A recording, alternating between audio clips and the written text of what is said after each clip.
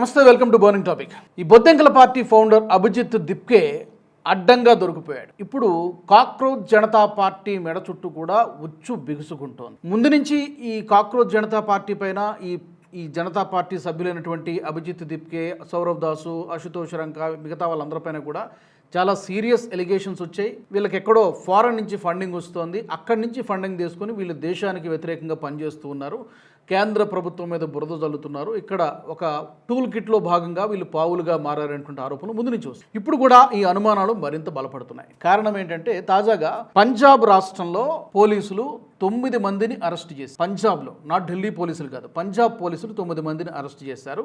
ఈ 9 మందిలో 5 మంది మైనర్లే ఉన్నారు. వాళ్ళ మీద ఎలిగేషన్స్ ఏంటయ్యా అంటే కాల్పులు జరపడము, అంటే మొన్న జరిగినటువంటి జంతర్ మంతర్ దగ్గర జరిగినటువంటి ఈ ధర్నాలు నిరసన కార్యక్రమంలో వీళ్ళు చొరబడి కాల్పులు జరపడము, బాంబులు వేయడము, తుపాకులతో పేల్చడము, ఐఈడి బాంబులు, మొత్తం ఈ విధ్వంసం సృష్టించడానికి ప్రణాళికలు రచించినట్టుగా ఈ 9 మంది పైన ఆరోపణలు ఉన్నాయి. ఇందులో విచిత్రం ఏంటంటే 5 మైనర్లు కూడా ఉన్నారు. ఇదే విషయానికి సంబంధించి మరి 9 మంది పట్టుబడ్డారు కదా, మరి ఏంటి దీని సంగతి ఏంటని చెప్పి అభిజిత్ దిప్కేని మీడియా క్వశ్చన్ చేసింది. దానికి అతను ఏం సమాధానం చెప్తున్నాడంటే, అబ్బాయి మాకేం సంబంధం, ఇదంతా కూడా ఇది ఒక పెద్ద డ్రామా, ఇది అమిత్ షా ఆడిస్తున్నటువంటి డ్రామా, మమ్మల్ని బద్నాం చేయడానికి, సీజేపీని మమ్మల్ని బద్నాం చేయడానికి అమిత్ షా ఆడిస్తున్నటువంటి డ్రామా అని చెప్పి అభిజిత్ దిప్కే ఏదో నోటుకొచ్చిన సమాధానం చెప్పాడు. ఇక్కడే అడ్డంగా దొరికిపోయాడని చెప్తున్నాను నేను. కారణం ఏంటి అంటే నిన్న మొన్నటి వరకు కూడా ఢిల్లీ పోలీసులు ఇప్పుడు అక్కడ ఒక 3,000 మంది క్రిమినల్ రికార్డ్స్ ఉన్నటువంటి వాళ్ళని, పాత నేరస్తుల్ని ఫేస్ రికగ్నిషన్ టెక్నాలజీ ద్వారా గుర్తించారని మనం చెప్పుకున్నాం. ఓకే, అప్పుడు ఏమన్నారు, ఢిల్లీ పోలీసులు అమిత్ షా కలిసి ఏదో కుట్ర చేస్తున్నారు, మా మీద లేనిపోని ఆరోపణలు చేస్తున్నారు, మమ్మల్ని ఇరికిస్తున్నారని చెప్పి ఈ బొద్దింకలన్నీ కూడా గగ్గోలు పెట్టాయి. కానీ ఇప్పుడు చెబుతున్నది ఎవరయ్యా, ఇప్పుడు పట్టుబడినటువంటి అరెస్ట్ అయినటువంటి వాళ్ళందరూ కూడా ఎక్కడ అరెస్ట్ అయ్యారు? పంజాబ్లో అరెస్ట్ అయ్యారు. పంజాబ్లో ఎవరు ప్రభుత్వంలో ఉన్నారు? ఆమ్ ఆద్మీ పార్టీ. అంటే మీ పార్టీనే ఒక విధంగా చెప్పాలంటే సీజేపీకి ఆమ్ ఆద్మీ పార్టీకి తేడా ఏం లేదు, వాళ్ళ బీ టీమే ఇదంతా కూడా, ఇది తెలిసినటువంటి విషయమే. ఇప్పుడు పంజాబ్లో ముఖ్యమంత్రి ఎవరు? భగవంత్ మాన్ సింగ్. భగవంత్ మాన్ సింగ్ అంటే మొత్తం చక్రం అంతా నడిపిస్తున్నది, పంజాబ్లో ప్రభుత్వాన్ని నడిపిస్తుంది, ఇండైరెక్ట్గా కేజ్రీవాల్ నడిపిస్తున్నారు. మరి పంజాబ్లో అదేమీ బీజేపీకి అనుకూలంగా ఉన్నటువంటి ప్రభుత్వం కాదే, మరి అరెస్ట్ అయినటువంటి వాళ్ళు పంజాబ్లోనే అరెస్ట్ అయ్యారు. వాళ్ళు చెబుతున్నారు చాలా ఓపెన్గా, పోలీసులు ఏం చెప్తున్నారంటే వీళ్ళకి ఐఎస్ఐ మద్దతు ఉన్నటువంటి టెర్రర్ మాడ్యూల్స్తో సంబంధం ఉన్నట్టుగా ప్రిలిమినరీ ఇన్ఫర్మేషన్ అందుతూ ఉంది. ఐఎస్ఐ టెర్రర్ మాడ్యూల్స్ చూడండి ఎంత పెద్ద నెట్వర్క్ బయటపడుతుందో, తీగలాగితే డొంక కదిలినట్టుగా ఈ అరెస్ట్ అయినటువంటి 9 మందితో ఐఎస్ఐకి లింకులు ఉన్నట్టుగా, టెర్రర్ మాడ్యూల్స్ లింకులు ఉన్నట్టుగా ప్రిలిమినరీ ఇన్ఫర్మేషన్ పోలీసులు చెప్తున్నటువంటి ప్రధానమైన ఆరోపణలు ఏంటంటే ఫారిన్ హ్యాండ్లర్స్ నుంచి వీళ్ళకి ఇన్స్ట్రక్షన్స్ వస్తూ ఉన్నాయి. ఏం చేయాలి, ఎప్పుడు చేయాలి, ఎలా పథకరచన చేయాలి, ఇదంతా కూడా ఈ 9 మందికి ఎక్కడో పాకిస్తాన్ నుంచో బంగ్లాదేశ్ నుంచో ఫారిన్ హ్యాండ్లర్స్ నుంచి వీళ్ళకి ఇన్స్ట్రక్షన్స్ వస్తూ ఉన్నాయి. జంతర్ మంతర్ ప్రాంతానికి వెళ్ళి ముందుగానే అక్కడ రెక్కీ చేసినట్టుగా కూడా ఆరోపణలు వస్తున్నాయి.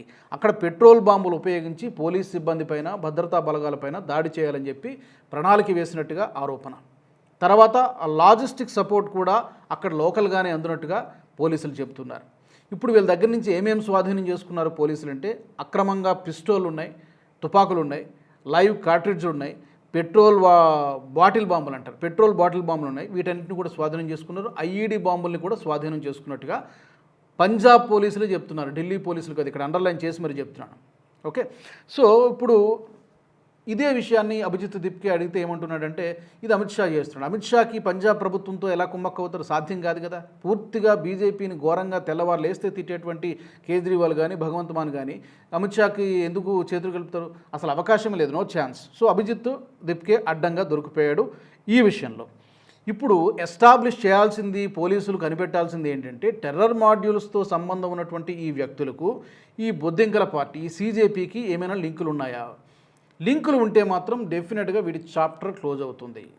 Cockroach Janata party chapter close అవుతుంది. అంటే ఉగ్రవాదులతో సంబంధాలు కలిగి ఉన్నంటే వాళ్ళు ఎందుకు వచ్చారు? 9 మంది. ఈ 9 మందే కాదు, గతంలో ఢిల్లీ పోలీసులు ఫేస్ రికగ్నిషన్ టెక్నాలజీ ద్వారా గుర్తించినటువంటి ఆ 2,873 మంది నేరస్తులు కూడా పాత నేరస్తులు. వాళ్ళలో చాలామంది పైన రేప్ కేసులు ఉన్నాయి, డ్రగ్స్ కేసులు ఉన్నాయి, పోక్సో కేసులు ఉన్నాయి, పిక్ పాకెటింగ్ కేసులు ఉన్నాయి. ఇలా రకరకాలుగా సీరియస్ క్రైమ్స్ ఎలిగేషన్స్ ఉన్నటువంటి జైలుకి వెళ్ళి వచ్చినటువంటి వాళ్ళందరినీ కూడా ఢిల్లీ పోలీసులు గుర్తించారు. వాళ్ళకి సీజేపీకి లింక్ ఏంటి? వీళ్ళు రమ్మంటే వాళ్ళు వచ్చారా, లేకపోతే వాళ్ళంతటి వాళ్ళకి వచ్చారా? ఒకవేళ వీళ్ళు రమ్మనకపోతే ఎవరు రమ్మని పిలిచారు? సో ఇదంతా కూడా చాలా పెద్ద కాన్స్పిరసీ నడుస్తున్నట్టుగా తెలుస్తోంది. దీనికి సమాధానం బొద్దింకల పార్టీ చెప్పగలదా? అభిజిత్ దిప్కే సమాధానం చెప్పగలడా? నీళ్లు నములుతున్నాడు, ఏం సమాధానం చెప్పాలో తెలియక వాళ్ళ దగ్గర ఆన్సర్ లేదు. ఈ లింక్ కనుక ఎస్టాబ్లిష్ అయితే ఈ 9 మందితో లింక్ కానీ, లేకపోతే ఆ 2800 మందితో సీజేపీకి ఏమైనా లింక్ ఉందా, ఫోన్ కాల్ డేటా కానీ, వాట్సాప్ సంభాషణలు కానీ ఏమైనా సంబంధాలు ఉన్నట్టుగా పోలీసులు పక్కా ఆధారాలు రుజువు చేస్తే గనక అటు ఢిల్లీ పోలీసులు కానీ, ఇటు పంజాబ్ పోలీసులు కానీ సీజేపీ చాప్టర్ క్లోజ్ అయిపోతుంది. అందులో సందేహమే లేదు. ఇదొక పెద్ద ఎదురుదెబ్బ సీజేపీ పార్టీకి. ఇక రెండో విషయం అక్కడ యాంటీ ఇండియా స్లోగన్స్ వినిపించాయి. భారత్ని ముక్కలు చేస్తామంటూ అక్కడ చాలామంది వచ్చి అక్కడ యాక్టివిస్టులు చాలామంది ప్రతిజ్ఞలు చేశారు, రాళ్ళు విసిరారు. నేపాల్ తరహా పరిస్థితి క్రియేట్ చేస్తామని చెప్పి అక్కడ కూడా చాలామంది యువత మాట్లాడారు. ఇదంతా కూడా కావాలంటే ఒక క్రియేట్ చేసినటువంటి ఆర్టిఫిషియల్ ఉద్యమం అనేది అర్థమైపోయింది. మీరు ఇదంతా నీకు సంబంధం లేకుండా జరిగింది. వాడు ఏమంటున్నాడు అంటే అభిజిత్ దిప్కే, మాకేం సంబంధం లేదు, మేము కేవలం పీస్ఫుల్గా ప్రొటెస్ట్ చేసాం, వీళ్ళందరూ ఎక్కడి నుంచి వచ్చారో మాకు తెలియదు అంటున్నారు. అంటే ఇక్కడ కనీసం మోరల్ రెస్పాన్సిబిలిటీ అయినా ఉందా? నీకు ఉండాలి కదా. ఇప్పుడు అక్కడే నేషనల్ టెస్టింగ్ ఏజెన్సీ పరీక్ష నిర్వహించింది. దానికి ధర్మేంద్ర ప్రధాన్ గారికి లింక్ పెట్టి అతని చేత రాజీనామా చేయించాలని చెప్పి పట్టుబట్టారు. బట్ సంబంధం లేకపోయినప్పటికీ కూడా రాజీనామా చేశారు. మరి అదే నైతిక రెస్పాన్సిబిలిటీ, నైతిక బాధ్యత మీకు కూడా ఉండాలి కదా. అసలు నైతిక రెస్పాన్సిబిలిటీ అనేది వీళ్ళకి ఎలాగూ లేనే లేదు. పోలీసులు రుజువు చేయాల్సినటువంటి విషయం ఏంటి అంటే కనుక ఈ టెర్రర్ మాడ్యూల్స్తోనూ, ఈ నేరస్తులతోనూ, ఈ ఉగ్రవాద ఈ లింకులు సీజేపీకి ఏమైనా ఉన్నాయన్నది ఎస్టాబ్లిష్ కావాల్సినటువంటి, రుజువు చేయాల్సినటువంటి విషయం. తర్వాత ఇంకొక విషయం బయటపడుతోంది. అంటే నిన్ననే బుధవారం రోజున మెటా సంస్థకు చెందినటువంటి సభ్యులు పార్లమెంటరీ కమిటీ ముందు హాజరు కావడం జరిగింది. ప్రధాని మోదీ వీడియోను ఎందుకు డిలీట్ చేశామో ఇదివరకే క్షమాపణ చెప్పారు, సారీ చెప్పారు.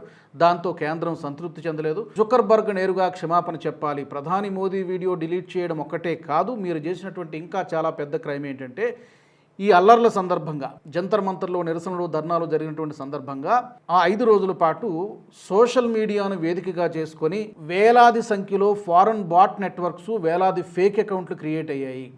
అంటే సీజేపీ పేరుతో జరిగినటువంటి హింస వెనక కేవలం ఒక ప్రీ ప్లాన్డ్ కాన్స్పిరసీ ఉన్నట్టుగా తెలుస్తోంది.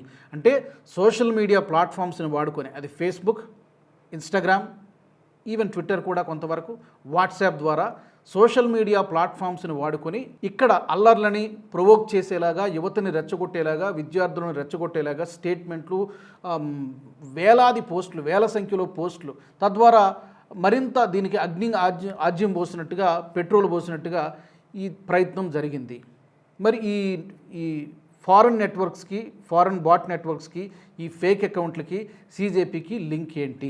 ఈవెన్ ఇంకొక విషయాన్ని కూడా మెటా సంస్థల ప్రతినిధులు ఒప్పుకున్నారు. ఒకటి చైల్డ్ అబ్యూజివ్ కంటెంట్ కానీ, ప్రధాని మోదీని, భారతదేశాన్ని తిడుతూ పెట్టినటువంటి పోస్టులు కానీ, వీటిని ప్రధాని మోదీ ప్రసంగాన్ని మీరు బ్లాక్ చేశారు, కానీ అవి సర్క్యులేట్ అవుతూనే ఉన్నాయి, మిలియన్స్ కొద్ది వ్యూస్ వస్తూనే ఉన్నాయి, వాటిని ఎందుకు మీరు బ్లాక్ చేయలేదు అని మెటా సంస్థల ప్రతినిధుల్ని పార్లమెంటరీ కమిటీ సభ్యులు అడిగినటువంటి ప్రశ్నలకు వాళ్ళ దగ్గర సమాధానాలు ఇదే, పొరపాటు జరిగింది, మాకు కొంత డబ్బు కూడా ముట్టజెప్పాము, కొంత కంటెంట్ని మేము ప్రమోట్ చేయడానికి మా దగ్గర కొన్ని డబ్బులు కూడా వచ్చాయి.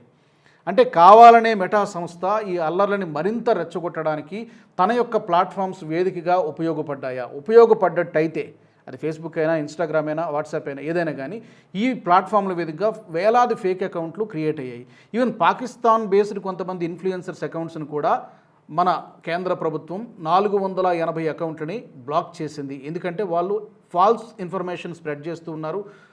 ఇక్కడేదో ఏమీ జరగకుండానే హింస జరుగుతోంది, ఎంతమంది చనిపోయారు, అంతమంది చనిపోయారని చెప్పి పాకిస్తాన్ బేస్డ్ ఇన్ఫ్లుయెన్సర్స్ కూడా స్ప్రెడ్ చేశారు, దాన్ని బ్లాక్ చేశారు. ఇప్పుడు ఇక్కడ మెటా సంస్థ కూడా ఒప్పుకునేసరికి ఎస్ తప్పు జరిగింది అని చెప్పి మెటా సంస్థ కూడా ఒప్పుకుంది. ఇప్పుడు మెటా సంస్థ చేసినటువంటి ఈ కాన్స్పిరసీకి సీజేపీకి లింక్ ఉందా? ఎందుకంటే ఈ ఉద్యమం మొత్తం కూడా ఇన్స్టాగ్రామ్ చుట్టూ, ఫేస్బుక్ చుట్టూ, దీని చుట్టూనే సోషల్ మీడియా వేదికగానే బిల్డ్ అయింది. అది నెమ్మదిగా రోడ్ల మీదకి వచ్చింది. కాబట్టి ఈ 2 తప్పుల్ని గనక కేంద్ర ప్రభుత్వం నిరూపించగలిగితే, ఏది ఈ సోషల్ మీడియా వేదికగా క్రియేట్ అయినటువంటి ఈ దుష్ప్రచారము, దానికి CJPకి ఉన్నటువంటి లింకు, తర్వాత తాజాగా పంజాబ్లో దొరికినటువంటి ఈ 9 మంది నేరస్తులు, గతంలో దొరికినటువంటి గుర్తించినటువంటి 2800 మంది పాత నేరస్తులు, వీళ్ళకి కాక్రోచ్ జనతా పార్టీకి సంబంధం ఉంది అని కనుక తేలితే డెఫినెట్గా అభిజిత్ దిప్కే మొత్తం ఈ బొద్దింకల బ్యాచ్ మొత్తం చాప్టర్ క్లోజ్ అయిపోతుంది. ఇప్పటికే సగం దొరికేసినట్టుగా కనబడుతోంది. బహుశా మరొక 2-3 రోజుల్లో పూర్తి డీటెయిల్స్ ఈ విచారణలో బయటపెట్టేటువంటి అవకాశం ఉంటుంది. కేవలం CJP మాత్రమే కాదు, బొద్దింకల బ్యాచ్ మాత్రమే కాదు, మెటా సంస్థ కూడా ఇది ఒక పెద్ద షాకే. కోట్లాది మంది యూజర్స్ మన దేశంలో ఈ మెటా సంస్థకి ఉన్నారు. వీళ్ళు ఇప్పటికే తప్పు ఒప్పుకున్నారు కాబట్టి ఇంకా విచారణ జరుగుతోంది. వాళ్ళకు కూడా ఇక్కడ కనుక భారత్లో వాళ్ళ ప్లాట్ఫామ్స్ షట్ డౌన్ అయితే వేల కోట్ల రూపాయల నష్టం వాటిల్లేటువంటి అవకాశం ఉంటుంది. మరి ఈ అంశానికి సంబంధించి మీ ఒపీనియన్స్ని తప్పకుండా షేర్ చేయండి.